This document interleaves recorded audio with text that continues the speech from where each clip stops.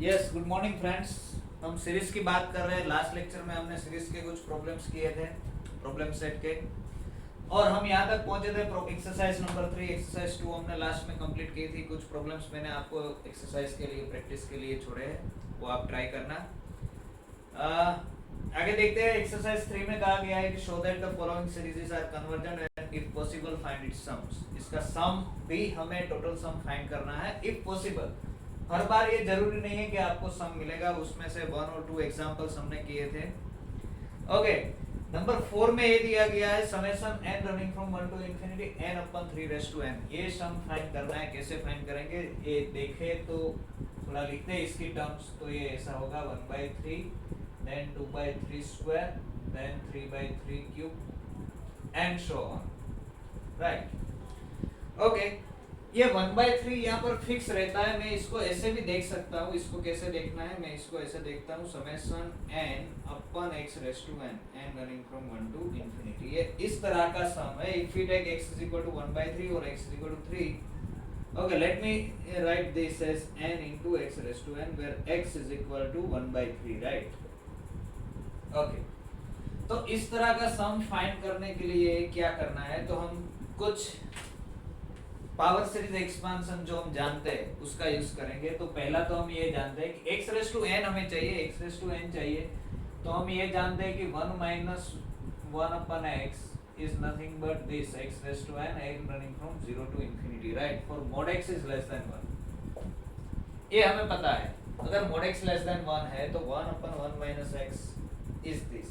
यानी कि अगर सिर्फ x raised to n वाला सम ही चाहिए, यहाँ पर n नहीं है, तो you can take x is equal to particular value here, you will get this sum। But हमें क्या चाहिए, n आगे चाहिए मल्टीप्लिकेशन में। n आगे चाहिए तो n आगे कैसे आएगा, तो हमें पता है कि अगर हम इसका डिफरेंशिएशन करें तो x रेज़ टू n का differentiation nx raise to n minus 1 होगा। So let me differentiate both sides. So इसका डिफरेंशिएशन होगा -1 upon 1 minus x whole square, और माइनस x का -1 मल्टीप्लाई होगा जो +1 हो जाएगा, राइट। इसका डिफरेंशिएशन ये होगा।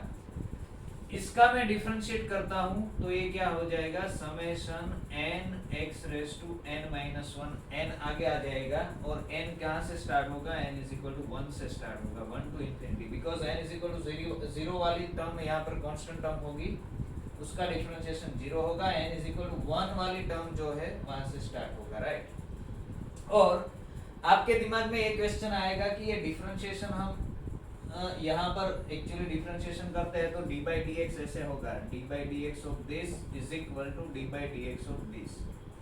इसको हम अंदर ले जा सकते हैं कि नहीं, अगर ले जाना है तो कब ले जा सकते हैं, ये काफी सारे क्वेश्चन है। तो अभी कुछ देर के लिए मान लिए कि हम इसको अंदर ले जा सकते हैं और ये अंदर जाके ऐसा हो सकता है। ओके, तो अभी क्या है कि हमें जो सम चाहिए वो ऐसा चाहिए n into x raise to n चाहिए, लेकिन यहाँ पर n into x raise to n minus 1 है। वो पावर तो हम सेट कर सकते हैं। कैसे सेट करते हैं, दोनों तरफ x से मल्टीप्लाई करो। So this will give you x upon 1 minus x whole square is equal to summation n running from 1 to infinity n into x raise to n multiplying by x both sides. तो हमें ये मिल गया, right, n x raise to n type का।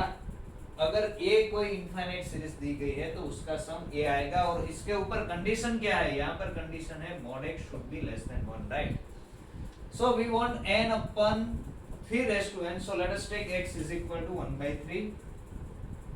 सो this will imply 1/3 upon 1 minus 1/3 whole square is equal to summation n running from 1 to infinity n into 1/3 raise to n। So this will give you what if you take 3 as an LCM. So 3 minus 1 is 2, 2 by 3 whole square is 4 by 9,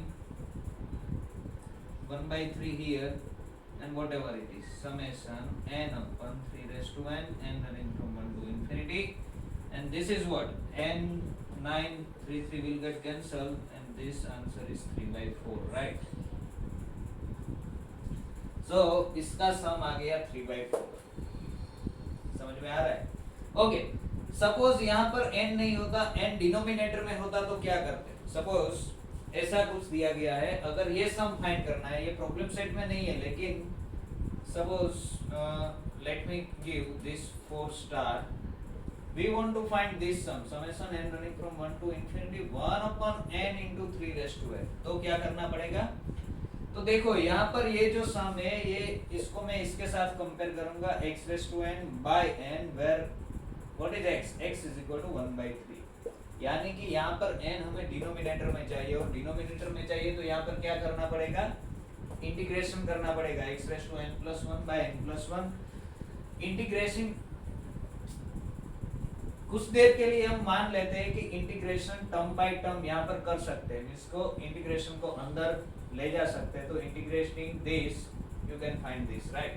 तो यहाँ पर क्या आएगा? Integration को अंदर shift कर दो, you will get n running from 0 to infinity what it will be n plus 1 by n plus 1। और यहाँ पर जो भी इंटीग्रेशन आता है उसके हिसाब से you are able to find it, right. और यहाँ पर 1 by 3 की जगह अब कुछ भी कोई भी नंबर दिया गया है तो you can do that। So this is a trick जो आपको याद रखनी है कि आपको किस तरह का सम चाहिए। कभी-कभी एग्जैक्ट सम हर बार नहीं पूछते, लेकिन कभी-कभी अगर एग्जैक्ट सम अगर चाहिए तो इस टेक्निक से मिल सकता है। Okay, another thing is we know this power series expansion e raised to x is x raised to n by n factorial n running from say 0 to infinity। Again you can differentiate this thing, integrate this thing और आपको जिस प्रकार का सम चाहिए उस प्रकार का सम आप कंक्लूड कर सकते हो, आप इवैल्यूएट कर सकते हो, राइट। ओके, नेक्स्ट वन एक और दिया गया है नंबर 5। नंबर 5 में ऐसा कुछ दिया गया है summation n running from 1 to infinity it is n upon n raised to 4 plus n square plus 1 this is equal। we know that this series is convergent because n की 1 power यहाँ पर है, n raised to 4 यहाँ पर है, so this is equivalent to 1 summation 1 upon n cube। so by p series test p is equal to 3, so this series is convergent, we know that। but how to find this sum? से इसमें कुछ नहीं होता है, अगर ऐसा कुछ दिया गया है तो थोड़ा दिमाग लगाओ तो कोई ना कोई हिंट मिल ही जाती है। ओके, क्या करना पड़ेगा? देखो ऐसा कुछ करते हैं। So here n upon n raised to 4 plus n square plus 1 है, मैं इसको ऐसे लिखूंगा n अपन, इसको अगर मुझे परफेक्ट स्क्वायर बनाना है तो यहाँ पर 2n स्क्वायर चाहिए, तो मैं ऐसे लिखूंगा n square plus 1 whole square. ये क्या होगा? n raised to 4 plus 2n square plus 1, यहाँ पर तो n स्क्वायर है, हमने 2n स्क्वायर किया तो माइनस n स्क्वायर करना पड़ेगा, राइट। ओके, ये क्या है? देखो n अपन से a square minus b square का फैक्टराइजेशन करो तो this will give you n square minus n plus 1 a minus b then a plus b n square plus n plus 1, right। Okay, इसको मैं थोड़ा सेपरेट करना चाहूंगा तो ये क्या होगा? ये ऐसा कुछ होगा, इसको मैं ऐसे लिखूंगा से n square plus n plus 1 minus n square minus n plus 1। ये डिनोमिनेटर में जो है उसके जैसा मैंने ऊपर लिखा है, this will be n square plus n plus 1। ये minus minus will get cancel, plus n minus minus plus n, it will be 2n, so let me multiply it by 1 by 2, right। okay, इसको separate दे देंगे, इसके denominator में ये separate दे दोगे तो क्या होगा? This is 1 by 2 as it is, इसके डिनोमिनेटर में ये रखेंगे, ये टर्म विल गेट कैंसल, क्या होगा? n square minus n plus 1 minus ये both will get cancel, we get this, right. ये क्या है? हमारा xn है, this is equal to xn, summation xn के साथ कंपेयर करो तो this is xn, right. So this is xn, so what will be Sn? Let us write Sn। Sn will be what? Sn will be x1 plus x2 plus x3 plus up to, it is sum of n terms। I am writing sequence of partial sum, sequence of partial sum Sn is this। so it will be what? ये 1 by 2 सभी में आएगा, this is से xn, सो x1 में 1 by 2 आएगा, x2 में 1 by 2 आएगा, xn में 1 by 2 आएगा, सभी टर्म्स में 1 by 2 आएगा, तो मैं 1 by 2 कॉमन ले रहा हूँ।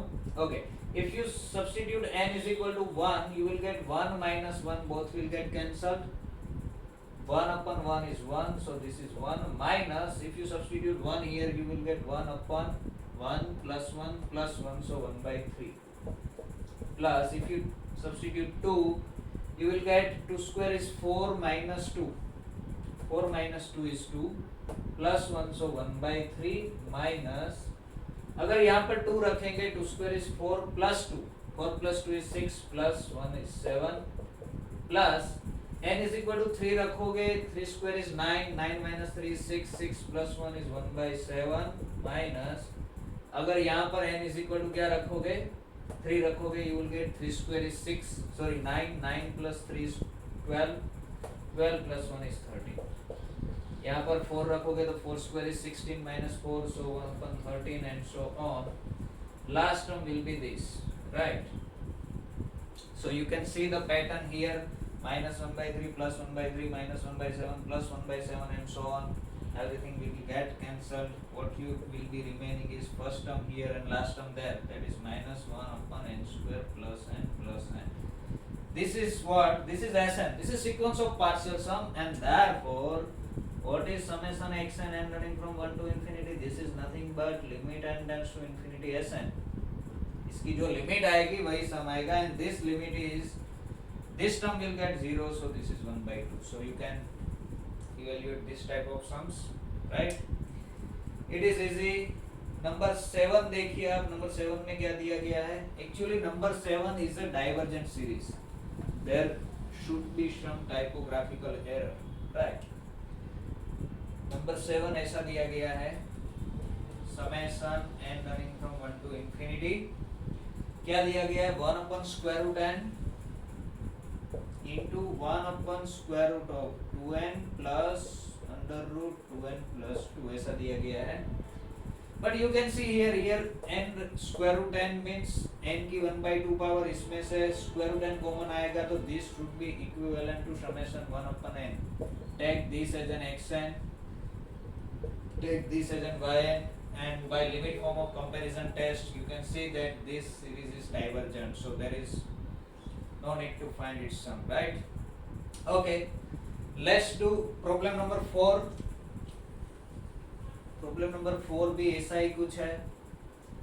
मैं प्रॉब्लम सेट के सभी प्रॉब्लम्स ले रहा हूं, इसमें भी सम फाइंड करने की बात है. So what is that? It is asked in June 15.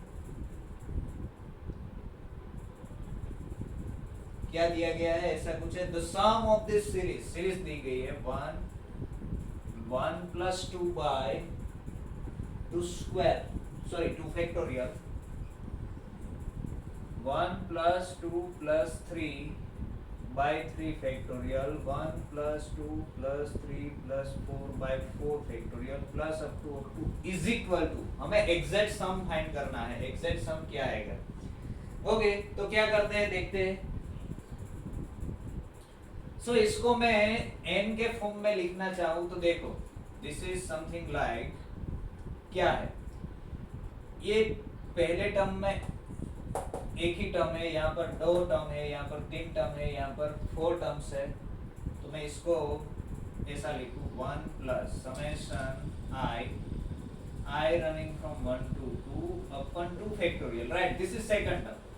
What is third term? This is summation I running from 1 to 3 divided by 3 factorial, right? This is what? Summation I running from 1 to 4 divided by 4 factorial and so on, right? So this is, you can write double sum summation n running from 1 to infinity. क्या होगा? Summation I running from 1 to n divided by n factorial. See, n is equal to 1 रखोगे तो I is equal to 1 to 1 means 1 upon 1 factorial, तो ये term आएगी. n is equal to 2 रखोगे तो I running from 1 to 2 divided by 2 factorial, I running from 1 to 3 divided by 3 factorial and so on. So this is nothing but, this is summation n running from 1 to infinity. What is summation I? It is n by 2 n plus 1, right? We know all this. This is n by 2 n plus 1 divided by n factorial.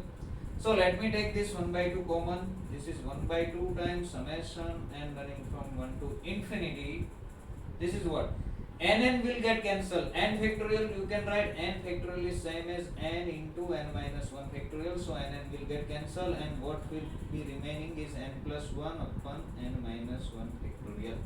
Right? Okay. See यहाँ पर अगर n plus 1 divided by n minus 1 factorial है, तो हमारे पास दो रास्ते हैं। कौन कौन से दो रास्ते हैं?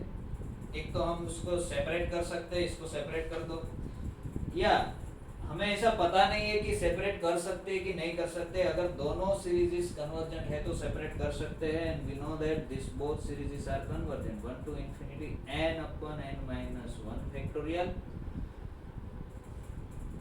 ऐसे भी जा सकते हैं, और अगर इंटीग्रेशन डिफरेंशिएशन में नहीं पढ़ना है तो मैं इसको ऐसे करता हूँ।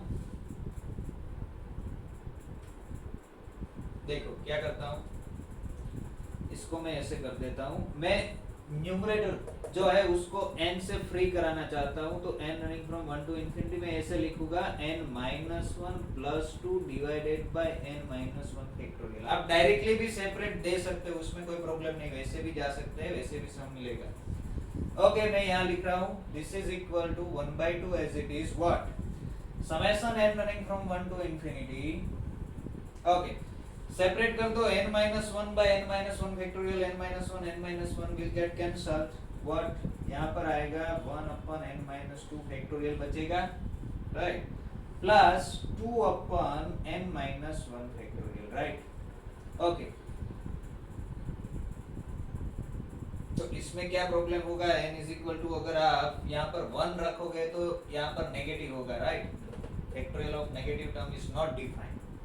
तो इसको हम कैसे लिखेंगे, देखो n is equal to 1 रखोगे तो ये जरा सर क्या होगा, अगर n is equal to 1 रखोगे, ऐसा ही करते हैं, या तो फिर यहाँ पर आपको n is equal to 2 से स्टार्ट करना पड़ेगा, और कोई दिक्कत नहीं है। You can start from n is equal to 2 and then you can separate it, और n is equal to 1 है तो 0 से स्टार्ट होगा। ओके, मैं पहले ऐसे लिखता हूँ, this is summation n running from 1 to infinity what this divided by this, so n minus 1 upon n minus 1 factorial plus 2 upon n minus 1 factorial, right. Okay, अब ये क्या हो जाएगा, देखो n is equal to 1 रखोगे यहाँ पर, तो फॉर 1 के लिए तो ये 0 हो गया, right. n minus 1 will get cancel, तो n is equal to 2 से स्टार्ट करूंगा, 2 से infinity, 2 to infinity, n is equal to 1 के लिए ये 0 हो गया, तो 1 वाला टर्म में नहीं लिख रहा, क्या पर फर्स्ट वन में, लेकिन यहाँ पर तो n is equal to 1 वाला 0 नहीं होगा, तो इसको लिखूंगा n is equal to 1 to infinity 2 upon n minus 1 factorial. समझ में आया है, n is equal to 1 के लिए 0 upon 0 फैक्टोरियल। अब इसको हम कैंसिल कर सकते हैं, if you cancel this you will get what summation n running from 2 to infinity what 1 upon n minus 1 factorial plus this is what summation n running from 1 to infinity, ये 2 को मैं बाहर ले सकता हूँ 1 upon n minus 1 factorial, right. ये कुछ नहीं है, मैं इसको ऐसे भी लिखूंगा, लिख सकता हूँ, कोई बात नहीं, ऐसे रहने दो as it is. Now let's evaluate this. Okay, how to evaluate this? So we know that what we know is e raised to x is equal to summation x raised to n by n factorial for all x belongs to R. This expansion is valid for all x belongs to R. We want something like this, right? 1 upon n factorial. So this will give you, if you take x is equal to 1, this will imply for x is equal to 1, this is what e is equal to summation 1 upon n factorial n running from 0 to infinity, right? 0 से start होगा, means n is equal to 0 रखो, here it is also starting from 0, n is equal to 0 रखो, you will get 1 is equal to 1 रखो, तो 1 upon 1 factorial plus 1 upon 2 factorial plus 1 upon 3 factorial plus 1 upon 4 factorial and so on. Once again this series is starting from n is equal to 0, n is equal to 0 रखोगे तो 1/1 factorial ये 1 आएगा। n is equal to 2 रखोगे तो क्या आएगा, n is equal to 2 रखोगे, yes sorry या x इज इक्वल टू तो 1 रख दिया तो 1/n factorial, n is equal to 2 1 रखोगे तो 1/1 फैक्टोरियल, 2 के लिए 1/2 factorial and so on, right.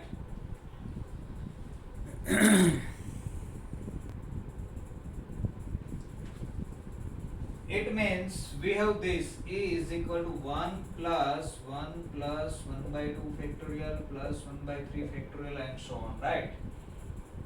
This is it. Let me call it this star.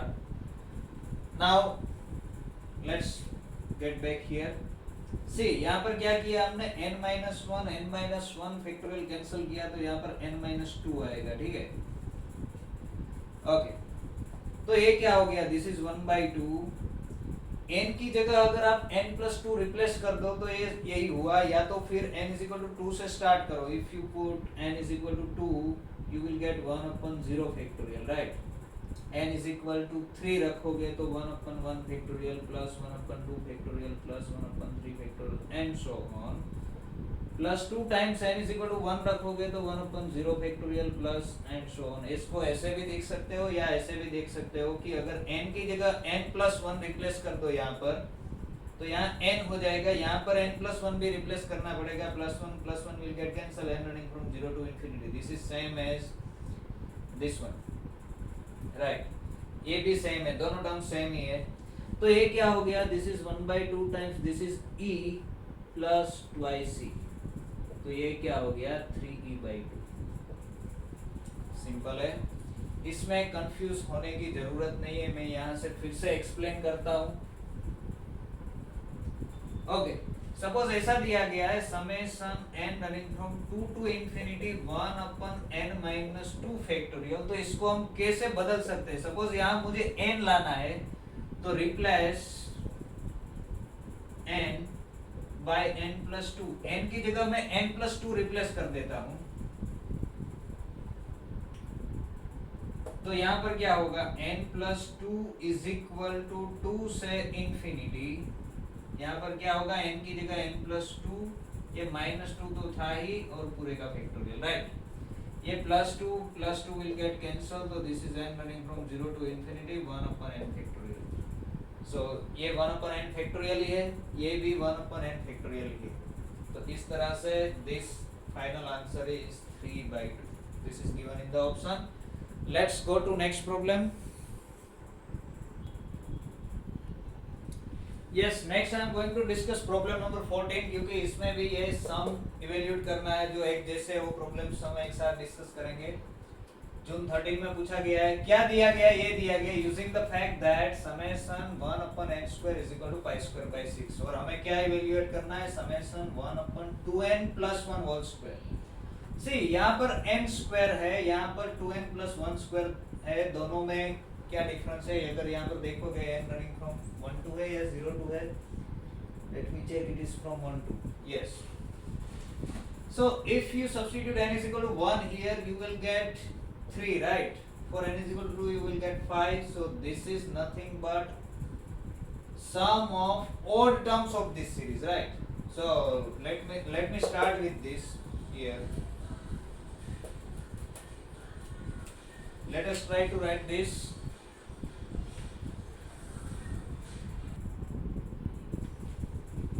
Okay, so let us write this summation n running from 1 to infinity 1/2n plus 1 whole square. This is nothing but n is equal to 1 रखो, you will get 1/3 square plus 1/5 square plus 1/7 square and so on up to infinity, right? Odd terms का सम हमें चाहिए। हमें क्या दिया गया है, सभी terms summation n running from 1 to infinity, this is π²/6 दिया गया है। ओके, ये फाइंड करने के लिए हम इसका यूज करेंगे। नाउ ये दिया गया है summation 1/n² n running from 1 to infinity is equal to π²/6, this is given. तो ये एक्चुअली क्या है, ये ऐसा है 1/1 square plus 1/2 square plus 1/3 square plus 1/4 square plus 1/5 square up to is equal to pi square by 6. Okay, let me rearrange this terms. ये हमें odd terms सभी एक साथ चाहिए, तो मैं एक साथ कर देता हूँ. 1/3 square 1/5 square plus 1/7 square up two plus even terms सभी एक साथ कर देता हूँ, जो बाकी बचे वो 1/2 square 4 square 6 square and so on. This is equal to pi square by 6. Now question is, can you rearrange this terms of a series. Series के जो टर्म्स है उसको आप रीअरेंज ऑलवेज कर सकते हो, तो answer is no. You can not rearrange this terms of a series. Series के टर्म्स को आप ऐसे रीअरेंज नहीं कर सकते. तो question is, when you can rearrange this terms. Series का ये जो इनफाइनाइटली मेनी टर्म्स है, इनफाइनाइटली मेनी टर्म्स है, उसको ऐसे कब लिख सकते हो, कब रीअरेंज कर सकते हो. तो आंसर है if the series is absolutely convergent. आपको जो सीरीज दी गई है वो अगर एब्सोल्युटली कन्वर्जेंट है तो ही आप उसके टर्म्स को रीअरेंजमेंट कर सकते हैं. We know that this series is a series of positive term and it is convergent, so it is absolutely convergent, so we can rearrange it. Otherwise you can not always rearrange this. आ रीते इस तरह से आप लिख नहीं सकते, right. Okay, so now this is what this will imply. First term as it is, let me write it this. ये जो है मैं इसको सिंबलिकली ये लिखना चाहूंगा. दिस इज 1 प्लस 1 इसमें नहीं आता, राइट. ये 1/3 स्क्वायर से स्टार्ट होता है. 1/3 स्क्वायर 1/5 स्क्वायर 1/7 स्क्वायर ये सब. तो ये क्या है, ये 1 plus summation n running from 1 to infinity 1/2n plus 1 whole square plus ये क्या है, सभी इवन टर्म्स है डिनोमिनेटर में. तो मैं इसको ऐसे लिखना चाहूंगा. This is summation n running from 1 to infinity 1/2n square, right. This is given pi square by 6. समझ में आया. n is equal to 1 रखोगे you will get 2 square. n is equal to 2 के लिए 4 square, 3 के लिए 6 square and so on. यहाँ पर 1 रखोगे तो ये आ जाएगा. इसको मैं just symbolically लिख रहा हूँ. Okay. So this is what this will imply. 1 upon summation n running from 1 to infinity 1/2n plus 1 whole square plus ये 2 square into n square लिख सकते हो. t square is independent of n, so बाहर निकल जाएगा, बाहर ले सकते हैं. 1/4 2 square into n square. ये क्या हो गया, ये again summation n running from 1 to infinity 1/n square हो गया. This is given pi square by 6. Again summation 1/n square n running from 1 to infinity, this is given pi square by 6. So this, now it is trivial, कुछ नहीं करना है. This into pi square by 6 is equal to pi square by 6. So this term summation n running from 1 to infinity 1/2n plus 1 whole square is equal to, इसको इस तरफ ले लो तो pi square by 6 will come out. यहाँ पर 1 बचेगा -1/4. ये इसको इस तरफ ले जा रहा हूँ. ये +1 भी इस तरफ जाएगा तो माइनस हो जाएगा. and therefore summation n running from 1 to infinity 1/2n plus 1 whole square is equal to, this is what, 4 minus 1 is 3. 3/4. 3/4. 3 into 2 is 6. So this is pi square by 8 minus 1. Option दिया गया है आपको. So option D answer है इसका, pi square by 8 minus 1. Let's go to problem number 15. इसके जैसा ही है सेम. क्या दिया है, एक सम दिया गया है, उसका यूज करके हमें अनदर सम इवेल्युएट करना है. I am talking about problem number 15 of problem set.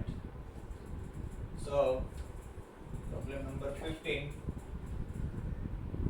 Is जून 11 में पूछा गया है. Using the fact that this summation, ये सीरीज आपको अगर याद रहे तो रखनी चाहिए, याद रहे तो, क्योंकि कभी भी काम लग सकती है. -1/n plus 1/n is equal to, इसका आंसर आता है log 2, राइट. इजी है, ये आप इवेल्युएट भी कर सकते हो. और ये सीरीज कैसी है, n is equal to 1 रखोगे तो 1, 2 के लिए ये नेगेटिव हो जाएगा, -1/2 +1/3 -1/4. This is absolutely convergent. One of your, I told you कि this should be one of your favourite series. आपको पसंद आए या ना आए, लेकिन ये याद रखना है कि यहाँ पर ओड टर्म्स सभी पॉजिटिव है, इवन टर्म्स सभी नेगेटिव है. अगर यहाँ पर कभी -1/n दे दिया n+1 की जगह, तो यहाँ पर माइनस आ जाएगा, या तो फिर log 1/2 हो जाएगा. ये दिमाग में क्लियर रखना है कि कब log 2 होता है, कब log -log 2 होता है, या तो फिर 1/2 होता है.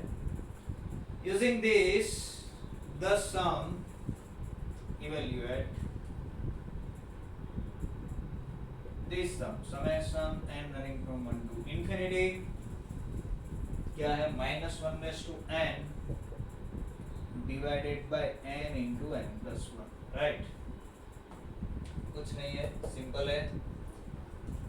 Let's evaluate this.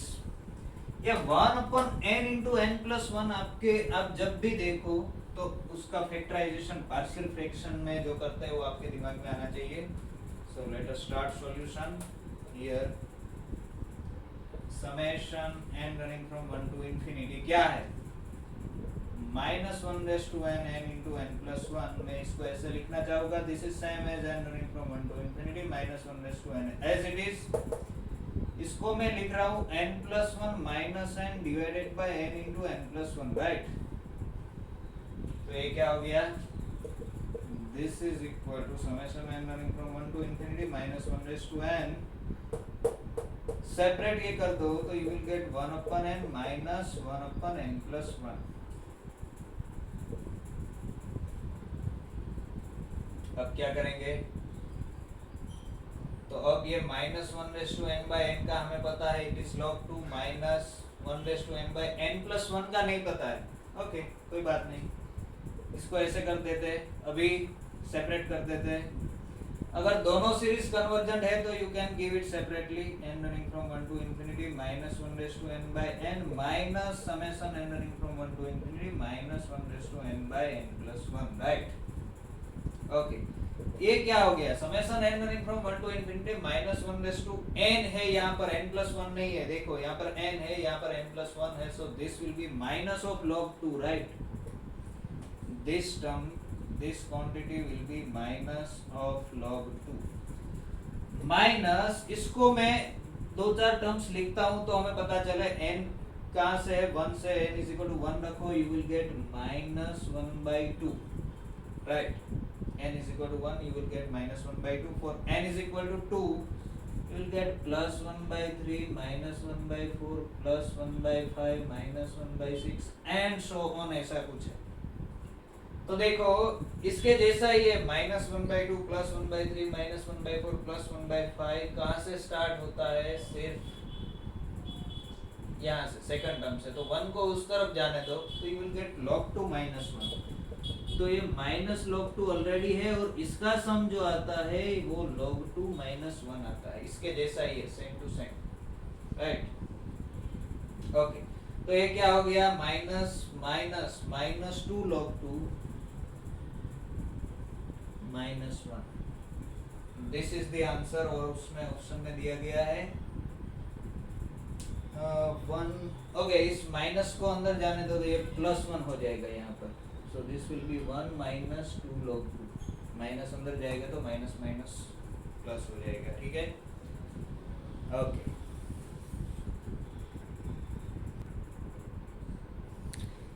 Yes. Question number 5.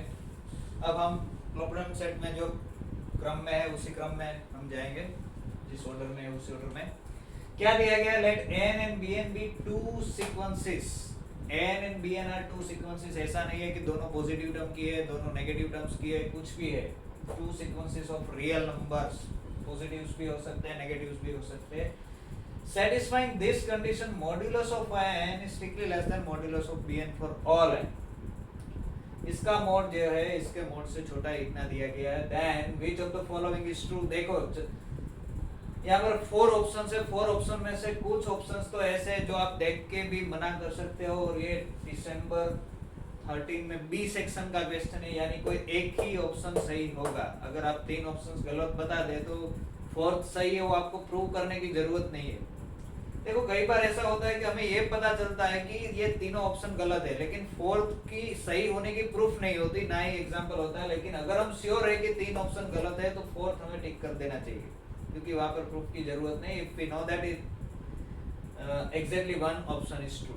Okay, तो क्या दिया गया है, summation n converges whenever summation bn converges. Summation bn converges होगी तो n भी कन्वर्जेस होगी। क्या ये सही है? आपको क्या लगता है? सी मॉड्यूलस के लिए लेस देन है, लेकिन यहाँ पर जो बात हो रही है, you can not say that n is less than bn here, right. Modulus छोटा है, इट डजंट मीन के n है bn से छोटी होगी। अगर आपको कहना है कि ये गलत है तो आपको एक एग्जांपल ऐसा देना चाहिए, दो सीक्वेंसेस कंस्ट्रक्ट करो n bn जिसके लिए modulus of n less than modulus of bn हो रहा हो, बट समेशन bn कन्वर्जेंट हो और समेशन n कन्वर्जेंट ना हो। और उसके लिए हम क्या लेंगे, n लेस देन bn चाहिए, समेशन bn कन्वर्जेंट चाहिए ना, bn कन्वर्जेंट चाहिए तो हम क्या ले लेंगे, take bn is equal to 1 upon n square, right? bn is equal to say 1 upon n square summation n converges whenever summation bn converges. Okay, now let me take bn is equal to minus 1 raised to n upon n, तो summation bn convergent हो गई। okay, n कैसी चाहिए, n का modulus जो है वो bn से छोटा होना चाहिए, स्ट्रिक्टली लेस देन होना चाहिए। so let me take n is equal to 1 by 2n, right? ये ले रहा हूँ। then what is the relation, modulus of n will be 1 by 2, and this is a sequence of positive term which is strictly less than modulus of bn, that is 1 by n। हमें क्या चाहिए, summation bn convergent चाहिए, तो summation bn convergent है and summation bn is convergent, but what can you say about summation n? Summation n is not convergent because n की 1 power है, is not convergent, means this option is not true, right? समझ में आ रहा है? First option गया। Second option में क्या बोल रहा है, इसका मीनिंग क्या हो रहा है मैं लिख रहा हूँ, this is equivalently saying that summation n converges absolutely, absolutely means what, this summation n converges whenever summation mod bn converges। this converges absolutely means what, summation mod bn converges, and we know that these two are sequences of positive term, modulus of n is strictly less than bn, so this is true, right? This is nothing but comparison test, because summation mod n is less than summation bn because of this, and if this is finite then this has to be finite, so this option is true। अगर एक सही हो गया बाकी को गलत बता दो, सिंपल है। देखो यहाँ पर क्या बोल रहा है, summation bn converges whenever summation n converges, is it true? तो it is also not necessary. n convergent है तो bn कन्वर्जेंट होनी, दोनों पॉजिटिव टर्म की ले लो, n is equal to 1 upon n square ले लो, bn is equal to 1 upon n ले लो, तो take n is equal to 1 upon n square, n छोटी होनी चाहिए modulus, and bn is equal to 1 upon n, so summation n convergent है, summation bn नहीं है, राइट? सी एग्जांपल्स तो आपके दिमाग में क्विकली आना चाहिए, कन्वर्जेंट चाहिए नहीं चाहिए, कैसा चाहिए, क्या है, summation bn converges absolutely whenever summation n converges absolutely, again it is not true। see you can take this example, summation n is 1 upon n square, it is a series of positive term and it is convergent, so it converges absolutely, right? but bn is not absolutely convergent, so same example will work for both these cases, right? Okay, next देखते हैं problem number 6 क्या दिया गया है, इसके जैसा ही है, सिंपल है। क्वेश्चन नंबर 6, ये सभी क्वेश्चंस के लिए आप जो प्रैक्टिस करोगे काउंटर एग्जांपल्स फाइंड करने की, ये आपको यूजफुल होगी एग्जाम में। आपके दिमाग में ये प्रोसीजर होनी चाहिए कि कैसे काउंटर एग्जांपल कंस्ट्रक्ट करना है। So let summation n be absolutely convergent. Let summation n be absolutely convergent. आप इतना लिखते हो तो आपको दिमाग में आ जाना चाहिए कि मॉड एन कन्वर्जेंट है, एन कन्वर्जेंट होना जरूरी है। और एब्सोल्युटली कन्वर्जेंट है तो कन्वर्जेंट तो होगी ही ना। Yes, it is convergent, absolutely convergent. Then which of the following is true? Which of the following is true? Option A दिया गया है, summation m is equal to n to infinity am tends to 0 as n tends to infinity। इसके बारे में हम last में discuss करेंगे। सी कुछ ऑप्शंस ऐसे होते हैं, मैंने अभी बताया ना कि जिसके बारे में आपको पता ना हो, but if you know that 3 options are not true then you can go for this one. Number 2, summation n running from 1 to infinity an sin n is convergent, an sin n is convergent। क्या लगता है आपको, ये convergent होगी कि नहीं होगी? Okay, हमें क्या दिया गया है? हमें दिया गया है कि this is absolutely convergent means summation mod n is finite, ये दिया गया है। Okay, so let me check for this summation modulus of n sin n। Now modulus of sin n is always less or equal 1, you can give this separately, and this is less or equal summation mod n, but this is convergent and therefore this is absolutely convergent, and absolutely convergent series is always convergent, so this is convergent, right? इसका मतलब क्या हुआ? By comparison test summation modulus of n sin n is convergent and therefore n sin n is also convergent।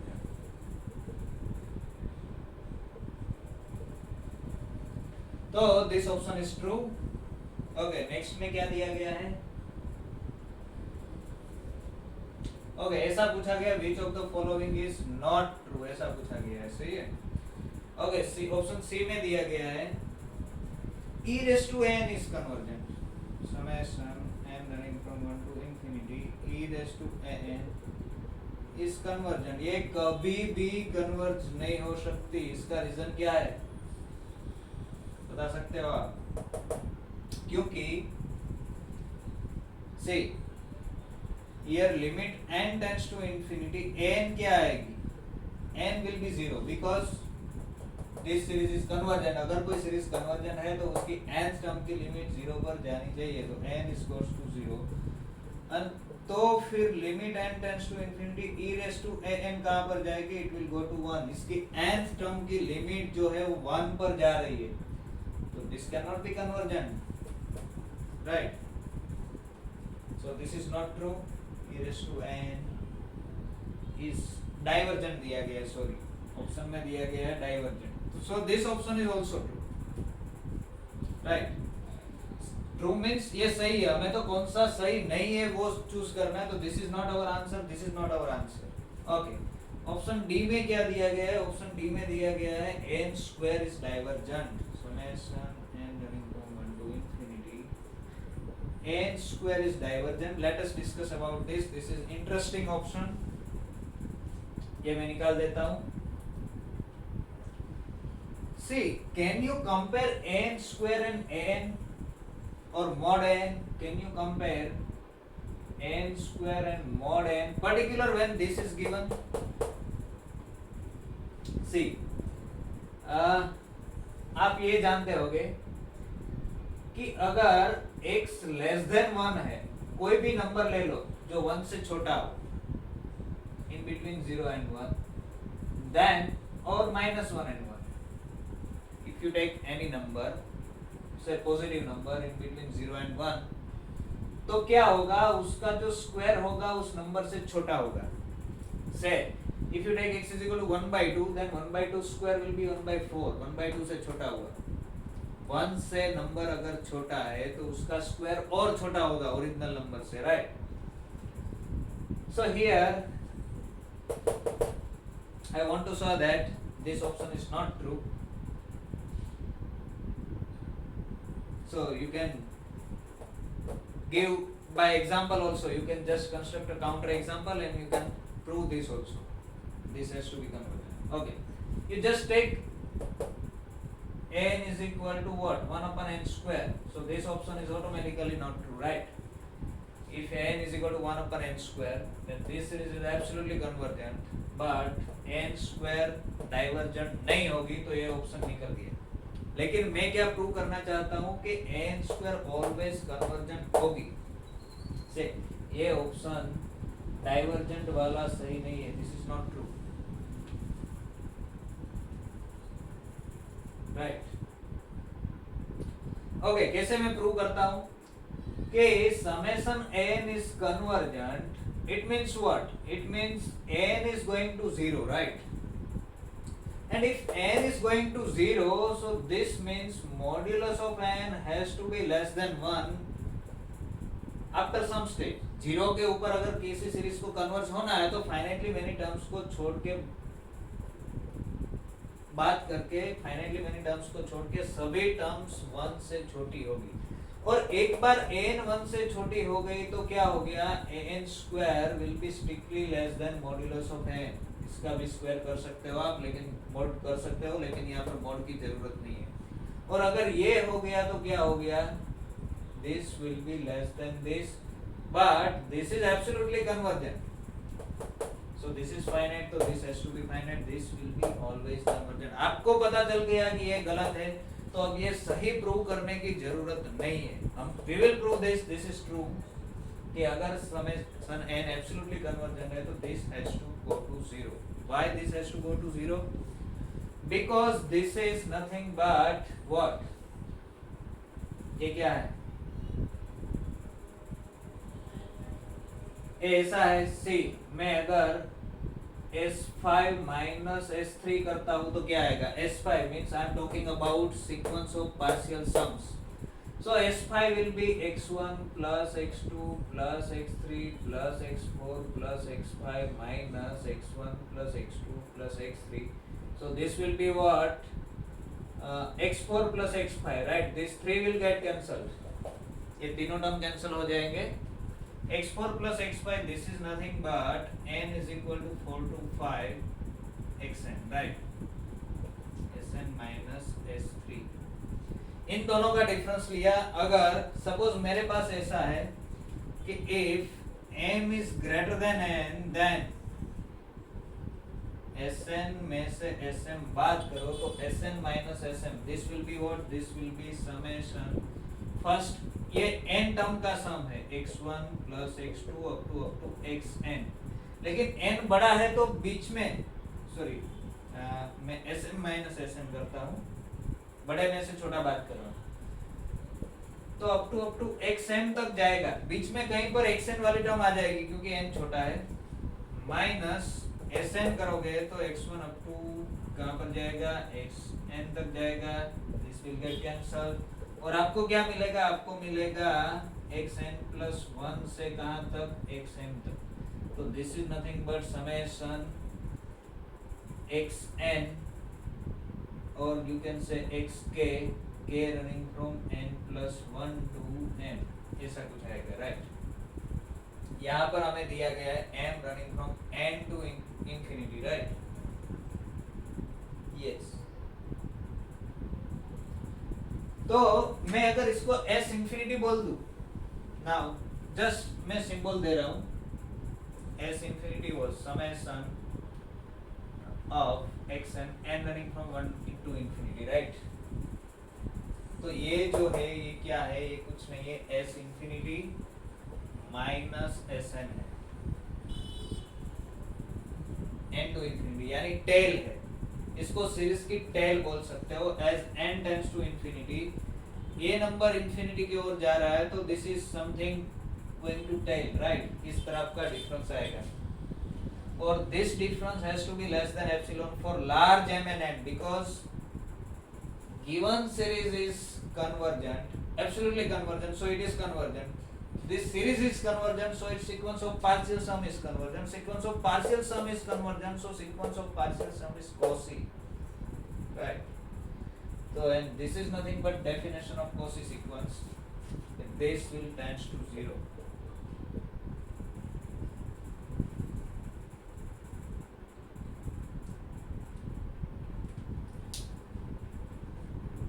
इसको मैं ऐसे बोल सकता हूँ। आगे से m टर्म निकल गई, s इंफिनिटी माइनस sn लोगे तो this will be what, summation n running from 1 to infinity minus summation n running from 1 to n. You can use k here. You can use k. 1 to infinity में से 1 to n या तो फिर n minus 1 ले लो, तो n minus 1 तक की टर्म निकल गई, बाकी की बची, कहाँ की बची, तो summation k running from n से बची n to infinity. You can use k और m, यहाँ पर m यूज किया है, right? So this sequence is Cauchy and this sequence is Cauchy, so this tends to 0. Why this is Cauchy?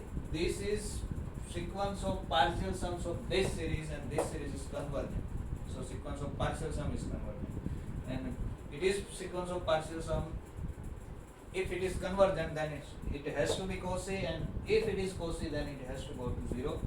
So this will go to 0. So this is also true. Which of the following is not true means this one is not true, right? Means this is the answer.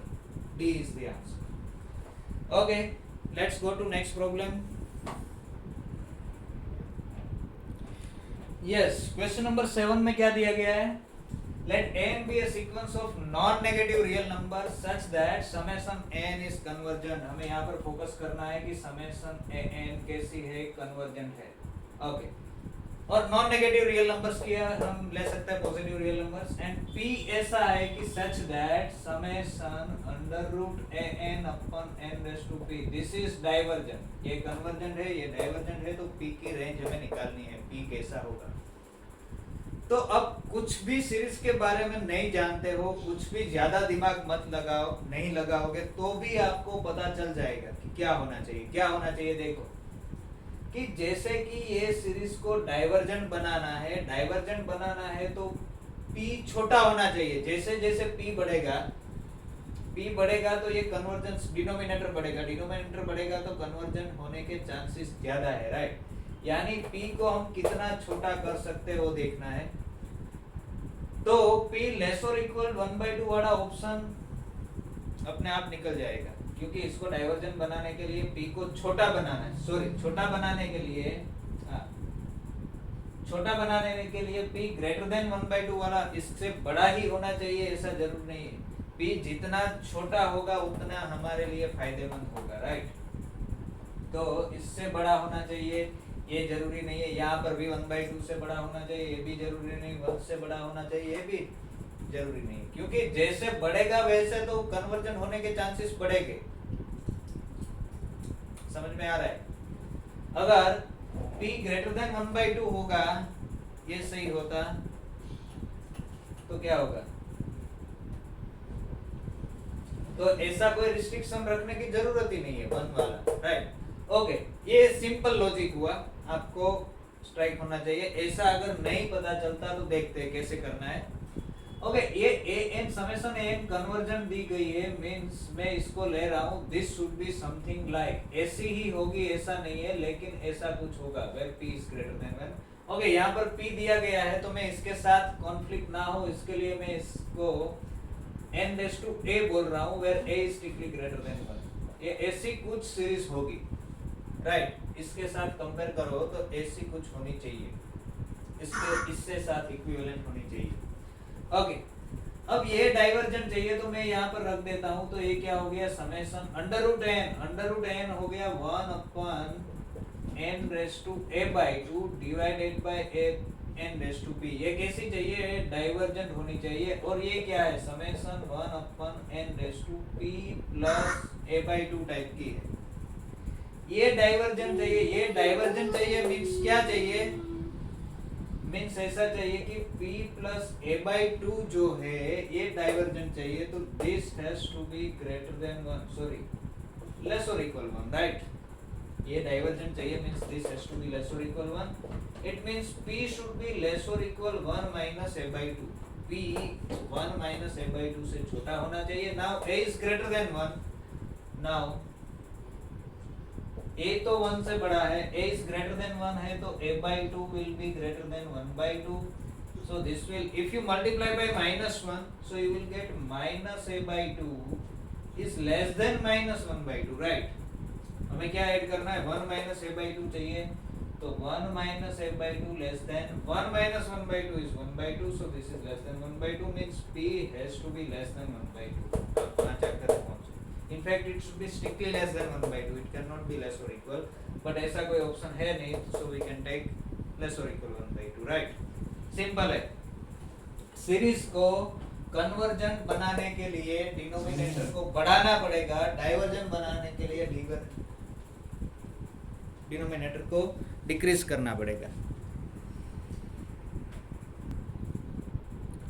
Okay, problem number 8 में क्या दिया गया है? This is asked in December 13, C section का question है, यानी more than one options true हो सकते हैं. A and B is strictly decreasing sequence of positive real numbers. an जो है एक डिक्रीजिंग सीक्वेंस है of positive real numbers, a1, a2, a3 and so on. Decreasing sequence of positive real numbers, right? Then which of the following is true? इसमें पहला option दिया गया है कि limit n tends to infinity n is equal to 0 अगर positive real number की sequence है और टेंडिंग टू डिक्रीजिंग है. ओके, तो यह 0 तक पहुंचनी ही चाहिए. ऐसा जरूरी है कि नहीं है? तो ऐसा जरूरी नहीं हो, 1 पे आके रुक सकती है, उसकी लोअर बाउंड 1 हो सकती है. For example you can take n is equal to say 1, decreasing चाहिए ना, तो 1 प्लस 1 बाय n ले लो, n belongs to n. This is a strictly decreasing sequence of positive real numbers which is not tending to 0. It is, उसकी lower bound जो है 1 है. n is equal to 1 रखोगे you will get 2, तो a1 will be 2, then 1 plus 1 by 2, 1 plus 1 by 3 and so on. इस तरफ से जाएगी, लेकिन कहाँ जाकर रुक जाएगी? 1 पर जाकर रुक जाएगी. कहीं भी रोक सकते हो आप इसे, 0 पर पहुंचना जरूरी नहीं है. So this option is not true. Okay, next one, limit n tends to infinity, n by n has to be 0. इसके बारे में क्या बता सकते हैं? देखो, तो this has to be 0 because how? हम ये जानते हैं 0 less than an will be less than a1 for all n. ये strictly decreasing sequence है, तो सभी टर्म्स a1 से तो छोटी ही होगी, राइट? और 0 से बड़ी होगी, 0 से बड़ी होगी. तो n by n करोगे तो क्या होगा? 0 is less than n by n is less than a1 by n. This is a1. Decreasing है तो सभी terms a1 is its upper bound, right? Now if you take n tends to infinity, so this is going to 0, this is going to 0 as n tends to infinity, so this has to be go to 0, right? By sandwich theorem. इसको 0 पर जाना है. This is a fixed number, a1 is fixed number. If you take n tends to infinity, this will go to 0. So this is true. What can you say about n by n? Is it convergent? So an by n जो है ये an strictly decreasing दिया गया है, n by n converge होने ही चाहिए. तो मैं इसको ऐसे देख सकता हूँ कि अब यहाँ पर हमने जो सीक्वेंस ली थी n is equal to 1 plus 1 by n. If you take n tends to infinity तो ये 1 पर जाएगी, राइट? ये 1 पर जा रही है तो ये 1 by n के जैसी होगी और 1 by n is divergent, so you can take here. This is not true because take n is equal to 1 plus 1 by n. तो एक केस में क्या होगा? Then summation an by n, ये क्या होगी? summation 1 plus 1 by n ऐसी होगी. n tends to infinity करो तो इसको तो 1 के ऊपर जाना है, इसको 1 के ऊपर जाना है, इसको कहाँ जाना है? यो कहीं भी जाए, लेकिन this is equivalent to summation 1 upon n, equivalent to, right? और you can take n LCM, you get n plus 1 by n square. summation 1 के n की जैसी होगी, which is divergent. So this is not true. Okay, n upon n square is convergent. n upon n square will be convergent because of this relation. n positive तो है ही, a1 से छोटा है, decreasing है means उसके upper bound a1 है. Now if you divide by n square you will get n upon n square is less than a1 upon n square, right? This is true for all n and this is convergent. So this will give you summation n upon n square is less than summation a1 upon n square. This is finite because a1 is constant, તમે બહાર લઈ શકો, you can take it out. a1 બહાર આવી શકે, 1 upon n square is convergent. So by comparison test, n by n square is also convergent. These are interesting examples. Yes, let's see next one. Yes, this is problem number 9. This is asked in NBHM exam in 2017. क्या दिया गया? Let n be a sequence of positive real numbers. N is a sequence of positive real numbers such that summation n is divergent. This is important. Summation n is divergent. This is positive real number की sequence है और summation n divergent है. Then which of the following series is convergent? कौन सी convergent होगी ये बताना है. Okay. तो ऐसा कोई एग्जांपल ले लो, आपके पास काफी सारे एग्जांपल है समेशन n डाइवर्जेंट होने के. You can take say summation 1 is divergent. You can take n is equal to constant sequence 1. You can take n is equal to 1 upon n. हर बार 1 upon n लेना ही जरूर नहीं. You can take n is equal to n square. तो ये सब में क्या होगा? समेशन n डाइवर्जेंट होगी, राइट. तो देखते हैं क्या which of the following series is convergent. दिया गया है summation n running from 1 to infinity n upon 1 plus n.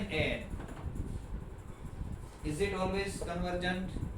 You just take n is equal to 1 for all n. If you take n is equal to 1 for all n, this will become what? Summation, ये 1 हो गया, 1 plus n हो गया, ये divergent हो गई. तो एक केस में ये डाइवर्जेंट हो गई, तो this option is not true, right. कौन सा कन्वर्जेंट होगा ये हमें दिखाना है. Okay, compare this n upon 1 plus n square. यहाँ से मैं अगर 1 निकाल दूं तो दिस विल बी लेस और इक्वल n अपन n स्क्वायर n, राइट. ये टर्म की बात कर रहा हूँ. This term is always less और इक्वल दिस टर्म, क्योंकि यहाँ पर 1 है, यहाँ पर नहीं है.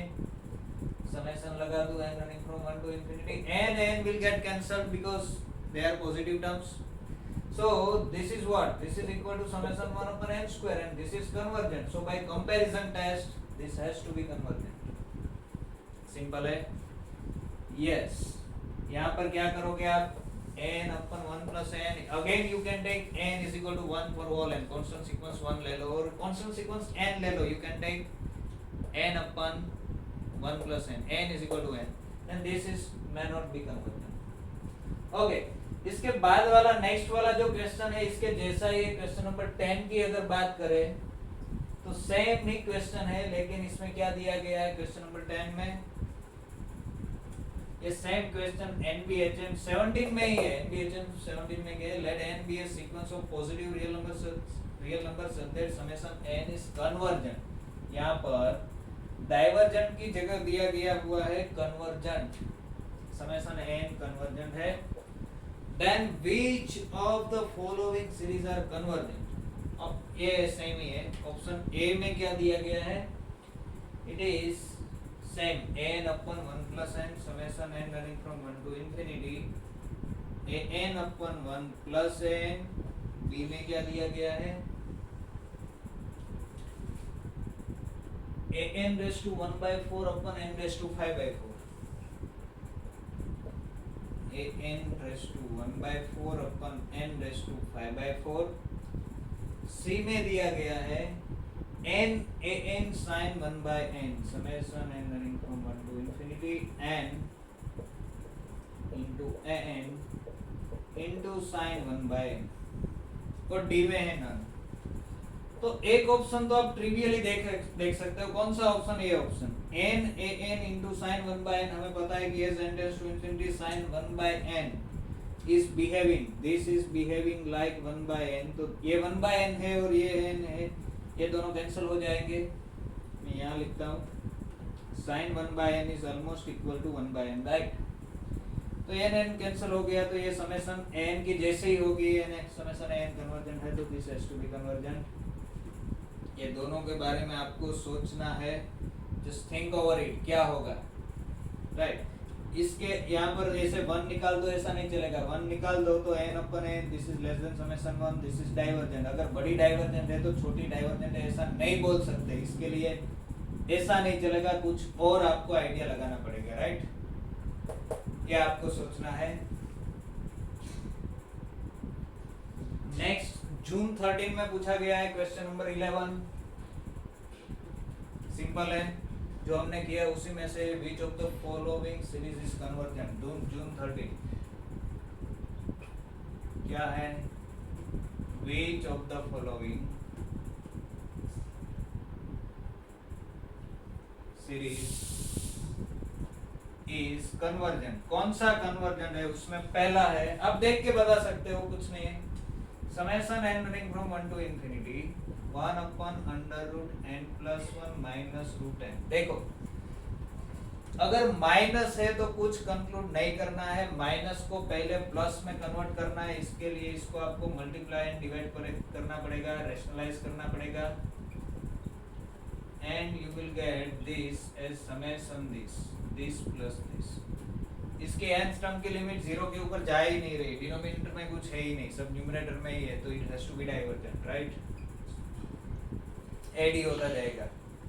Okay, next one is sin n by n square. We have already discussed this. Sin of n by n square. sin n कैसा बिहेव करेगा, n जैसा, और n अपन n स्क्वायर ये ऐसा होगा ना, तो this is equal to 1 by n जैसा होगा। 1 by n डाइवर्जेंट है, समेशन 1 by n ऐसा नहीं होगा, ये हमने पहले भी डिस्कस किया है। This is not true because sin n is not behaving like n। ये इसका मॉड्यूलस ले लो, दिस विल बी लेस और equal summation 1 upon n square and this will be convergent, it will not be divergent, right।